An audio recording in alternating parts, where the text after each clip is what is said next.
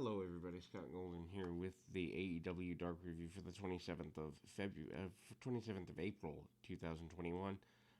Yet again, they return to crazy number of matches. Yet again, they return to an unnecessarily crazy number of matches because obviously this is all friends wrestling where everybody gets opportunities even if they don't necessarily deserve them. I love AEW, but this is the one thing they have to work on as a company if they are going to get to a place of credibility that they really desperately need. 14 matches on a show where really none of them matter in the long run. Some talents that are worth seeing, but nobody that has to be seen is just a bad look. Anyway, Acclaimed defeat D3 and Fuego del Sol. Acclaimed second match returning following Anthony Bowen's knee injury. They returned last night on Elevation. There's no reason for them to be here. Hangman's neckbreaker, and then hit a backstabber. Lung blower does Caster. Bowens hits a Uranagi, and Caster hits the elbow drop for the win. They look decent as a team. Then we go to Mike and Matt Seidel against David Ali and Aaron Frye. Another match that doesn't need to happen. Ali singled out by the Seidel for the majority of the match. Frye gets in, breaks a pin, and Mike hits a standing moonsault. They hit the sky high on Mike for near fall. Mike uses a Matrix-style move, evades the clothesline.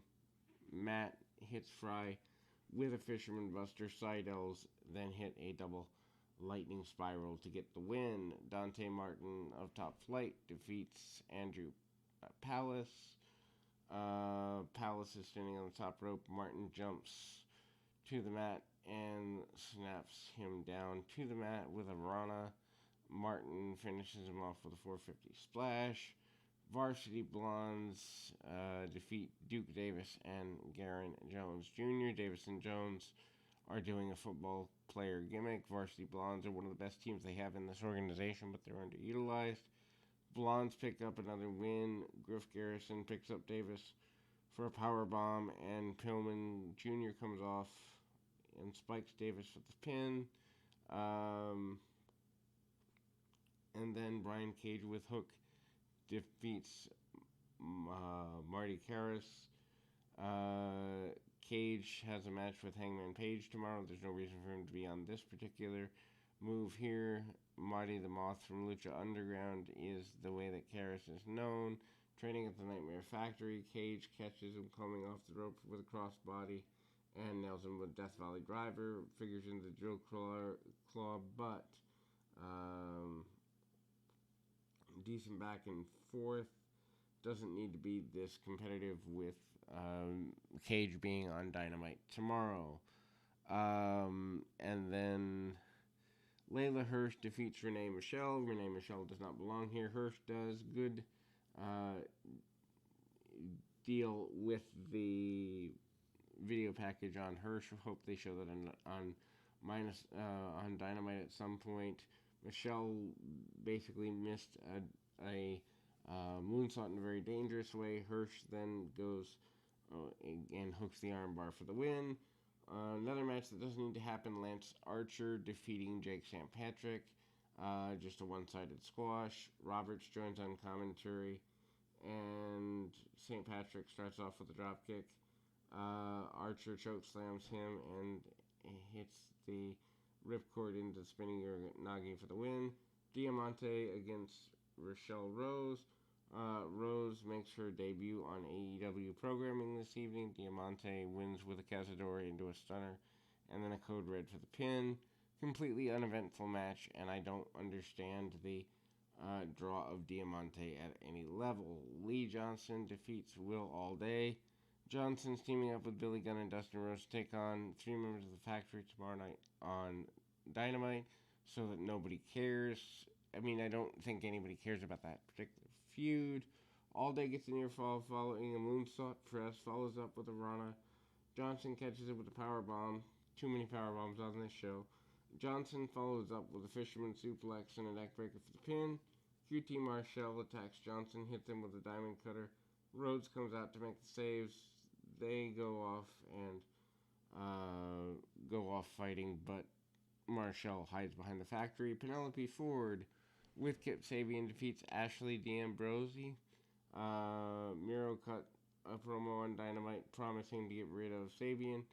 Ford has a match tomorrow night on Dynamite with Chris Statlander. Hopefully Statlander wins that one, otherwise it's an insult to wrestling. I guess that's a blow-off. D'Ambrosia. Ford hits a handspring elbow and a backspin cutter. Fisherman suplex for the win. I'm not a fan of this at all. There's no reason to have this many people on the show. Colt Cabana defeats Cole Carter. Flying Apple Superman cover gets Cabana a quick win. Cabana has a unique style, which they actually gave him a program to showcase it in. Kylan King defeats Danny Jordan. Kingdom Falls. Strong King gets the win in a very short match. SCU has their weekly dark match, and obviously they win because they're not ready to break up yet. Anyway, SCU hits Best Meltzer Ever. What a stupid name for a move. But then again, everybody wants to be in the Darling Sheets. Andre. Eventually, this will lead to a breakup angle and a tag team shot at the Young Bucks, but I guess we're not going to do that until 2024 at this point. Dark Order. Grayson, Uno, and 10, 3 members of the Dark Order that are not needed, defeat the Blade and Private Party in a faction that's not needed. They are out there with Matt Hardy and the Bunny. Dark Order's out, start the match. Ref catches Hardy and Bunny interfering, so he throws them out. And then Blade hits, Blade and Isaiah Cassidy hit Grayson with the drag the leg. Quinn follows up with a 450 splash for near fall. Grayson overcomes the offense, and then we see 10 hit the full Nelson Slam and eventually gets the win. What a anticlimactic match, but it is what it is. Covered that in just about 8 minutes, 2-hour show. Absolutely nothing worth seeing here. Anyhow, we'll be back with more right after this.